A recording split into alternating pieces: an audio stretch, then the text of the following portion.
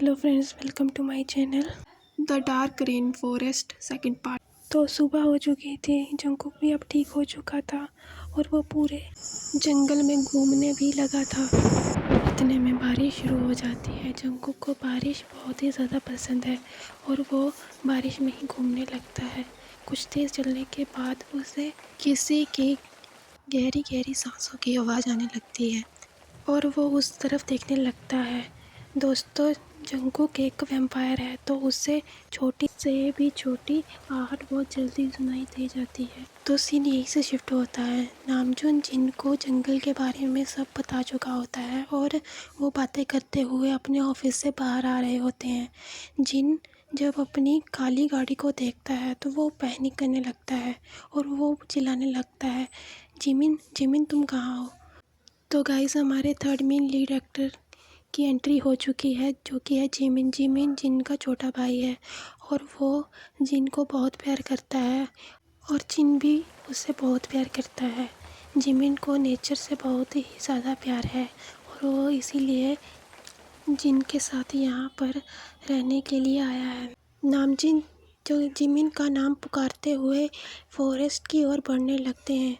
Scene यहीं से shift होता है और हम देखते हैं कि जंगकुक को जिधर से गहरी गहरी सांसों की आवाज़ आ रही होती है वो उसी तरफ बढ़ने लगता है और कुछ ही देर के बाद वो देखता है कि एक पेड़ के पास वाइट ड्रेस में एक बहुत ही क्यूट और इनोसेंट बॉय होता है, जो कि बारिश की वजह से बहुत ही ज़्यादा भीग गया होता है और वो गहरी गहरी सांसें ले रहा होता है। उस पर पानी की बूंदें ऐसे लग रही थी मानो जैसे लिक्विड क्रिस्टल। जिमिन को देखकर जंगकुक के मन में एक आवाज़ आने लगती है, जो कि उससे कह रही होती है, दिस इज़ योर जंगकुक। और जंगकुक जिमिन को देखकर मेस्मराइज हो चुका होता है और वो बिना कुछ सोचे समझे जिमिन के पास जाने लगता है।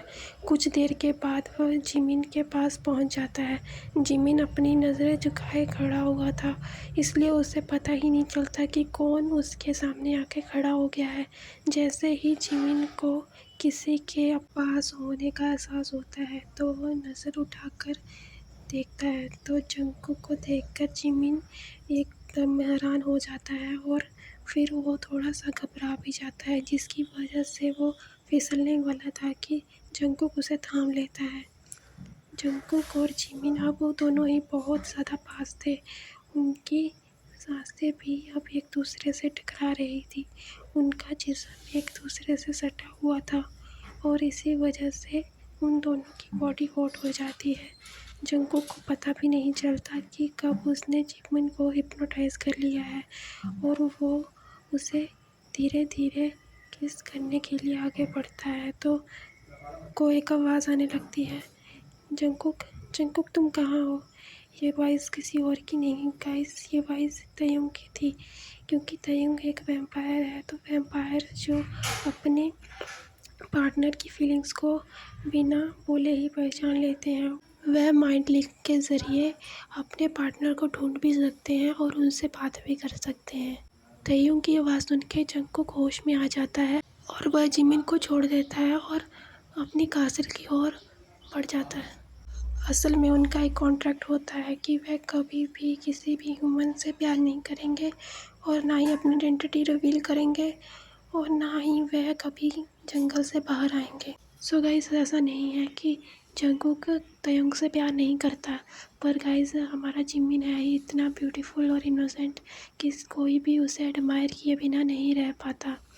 इसीलिए बहुत सारे लोगों की उस पर गंदी नज़र भी रहती थी। जंगकुक के छोड़ते ही जिमिन बेहोश हो जाता है और वह वहीं पर ही गिर जाता है।